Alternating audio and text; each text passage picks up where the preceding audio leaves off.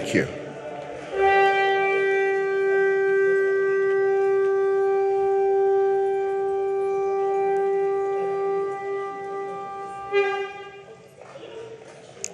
Thank you. Program Director, my dear sister Vanita, dearest Anisha and Priyesha, and the extended Gordhan family, the acting Premier of our province, KwaZulu-Natal, ministers and deputy ministers here present, members of the judiciary, the leadership of the South African National Defence Force and the South African Police Service, the leadership of the African National Congress, Pravin Gordhan's party, as led by the Secretary General, Fikile Mbalula, the leadership of the alliance partners, COSATU and the SACP, and indeed the leadership of other political parties that are here present, religious leaders, traditional leaders, and leaders of various community-based organizations, and comrades and friends. It was the poet Rabindranath Tagore who said, "We come nearest to the great when we are great in humility." Today we bid farewell to a humble servant of our people, Pravin Gordhan. For all his achievements, despite his immense contribution to our country and to its people, Pravin was at all times a humble human being and activist. It was his humility as a person and as a leader that made him a great human being. It was his unwavering belief that a political activist must serve no other cause than the cause of freedom that made PG so exceptional. It is that which makes great all true servants of our people who are leaders. Leaders who accept the responsibility to lead with humility, with commitment, and with courage. They are leaders who also admit themselves and submit themselves to being led. These are leaders who speak up when they must, but who also listen to the voices of our people attentively. These are the leaders who are magnanimous in victory and gracious in defeat. Such leaders are people who stand up for what is right, even at great personal cost to themselves. That is who Pravin was. Pravin joined the struggle at a young age, as we have heard.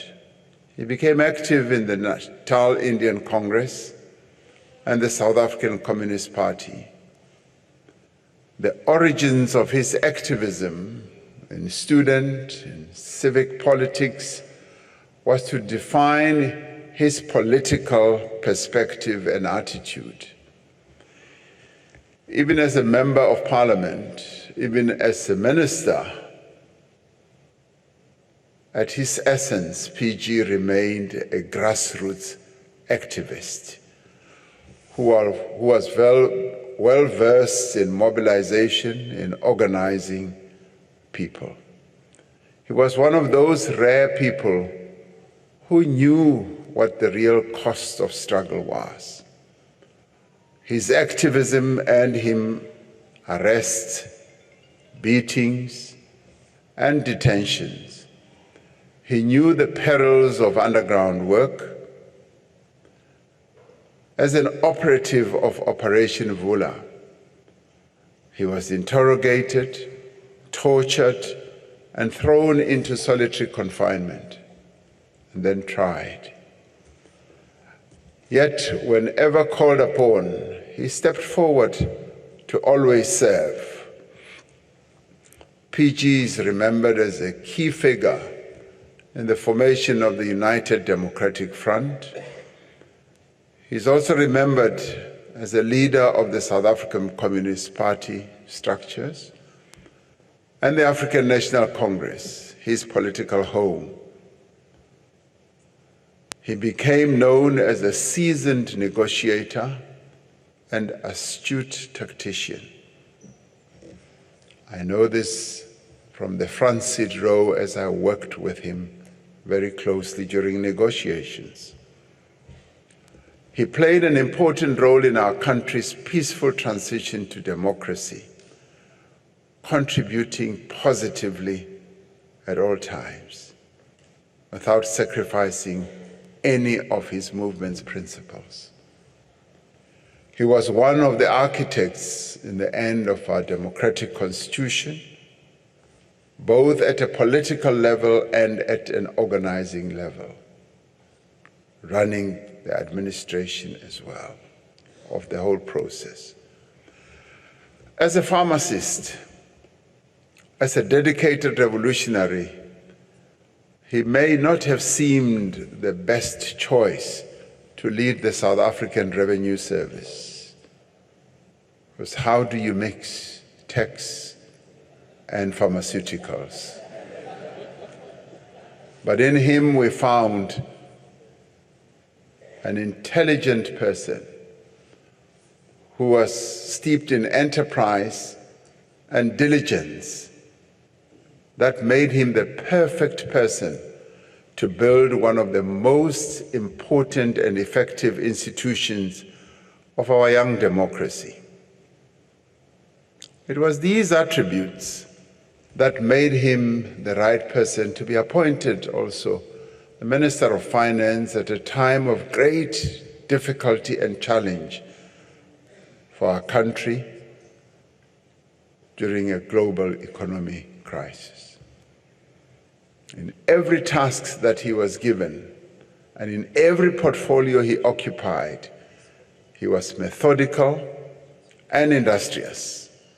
He understood the value of the work that he had been given. He understood that efficient revenue collection was essential for the fundamental transformation of our society.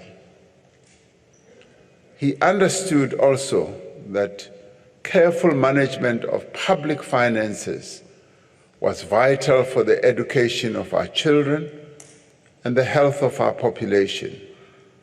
He knew that if the lives of the poor were ever to be improved, municipalities needed to work, and to work well.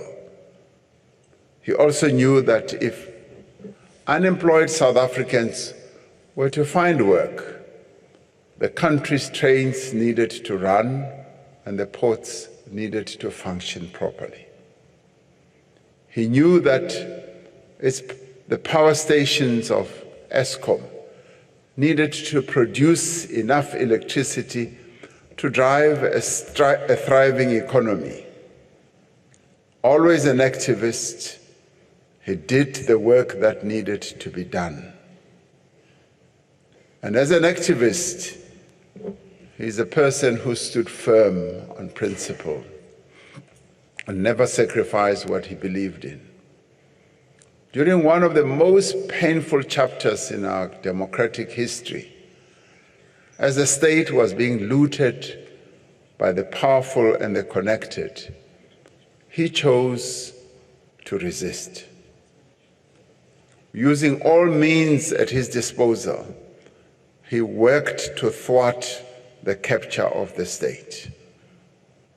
Drawing on the substantial moral stature that he had, he refused to be silenced.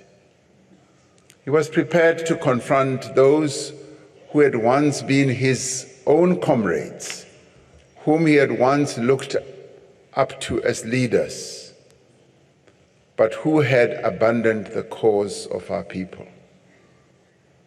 As many others looked away, his revolutionary consciousness demanded no less of him than to speak out, and speak out he did. For him, it was no different to when he joined the struggle against apartheid. It was a choice between what was right and what was wrong. It was a choice between standing with the people or standing against the people. There was never any doubt where Pravin Gordhan stood. What gave him strength and encouragement was that he was not alone. Among his comrades, among activists, among civic leaders, among public servants, among broader society, was a growing movement against state capture. In ways that history has yet to fully record, Pravin Gordhan played a pivotal role in giving form and effect, yes, to the voices and to the movement that rose against state capture. This earned him the ire of the enablers of state capture. They hated him. They wanted to see him gone. It earned him the wrath of those more interested in political expediency than in undoing the great damage and harm that state capture had done. PG endured, as we have heard, vicious personal attacks. These attacks were dishonest. They were disingenuous. They were condescending, and they were patronizing as well. Many of these attacks were also racist. And they were directed at one of our country's foremost champions of non-racialism. These attacks did nothing to diminish PG's standing amongst many South Africans. Instead, they exposed the moral bankruptcy of those who chose to target him and also to target his family. His family suffered immensely from the attacks that were leveled against them. It was shameful then, and it remains shameful even today. Let it never be that in the robust festival of ideas and vibrant public space that is the hallmark of our democracy, that we stoop so low to slander and be so dismissive of people who stand for the truth. Let it never be that in trying to portray ourselves as the liberators, that we come to sound like the oppressor. It takes a person of true mettle to withstand the onslaught that Pravin was subjected to. I had the privilege of working alongside him for many years during the struggle against apartheid at CODESA and in the Constitutional Assembly, in the ANC and in government. I will remember him fondly for having a very collaborative spirit of always being positive. I will remember him for his tact, for his strategic thinking, especially also if one disagreed with him. I will remember him standing firm on principle, and I will miss his incisive contributions in cabinet and in many other meetings in our party, the ANC. And I will miss our many discussions over many hours at my home, in offices, on the telephone, conversations that would go late into the night. I valued his frankness and his forthrightness on many issues. He was one of those who, as one engaged with, was always meticulous in his thinking, always well prepared for any topic that one engaged him on. And I respected his opinions, and I appreciate that he always afforded me the same courtesy. He was my comrade, he was also my colleague, and he was a very good friend. There are a great many lessons one can draw from his life and from his political activism. The most fitting tribute we can pay Pravin is to reflect on our own actions, to consider what we can and should each do to serve our people better and our country better, to reflect on what it means to be an activist, for he was the quintessential activist, to consider if we are prepared to weather the great storms that so often confront acts of courage and integrity. These are the issues upon which we must indeed all reflect as we bid farewell to this great son of our country. It is in times of difficulty that moral courage is valued most. It is at times of renewal and rebuilding that activism is most needed. And this is the time of renewal and rebuilding.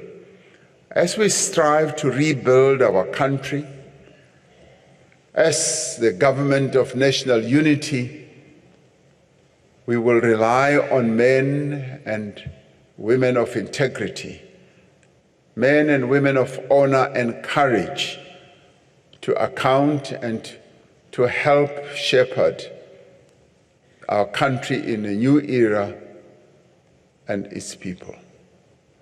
Pravin Gordhan's spear has fallen, and it is now up to us to pick it up and take our country forward. I'd like to say to the Gordhan family, the nation shares your sorrow at the loss of a husband, a father, a brother, a cousin, and an uncle. I'd like to thank you for affording me the opportunity to talk to him a few days before he departed from this world. He was lucid as I spoke to him on Tuesday after Anisha called me. I happened to be in Cape Town, and she said, if you'd like to see him, come see him because he'll be gone soon. I couldn't be in Johannesburg, but I'm glad that you allowed me the opportunity to come and spend his last hours with him. And in a sense, I think he waited for me to come and see him before he departed. It is not lost on any of us that his dedication to our country demanded great personal sacrifice from you as a family.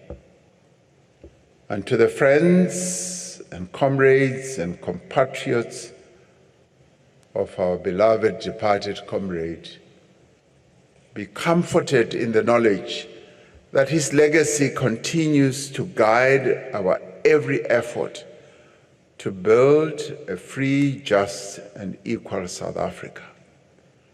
What Pravin dedicated his life to is what we will continue doing so that we do not let him down.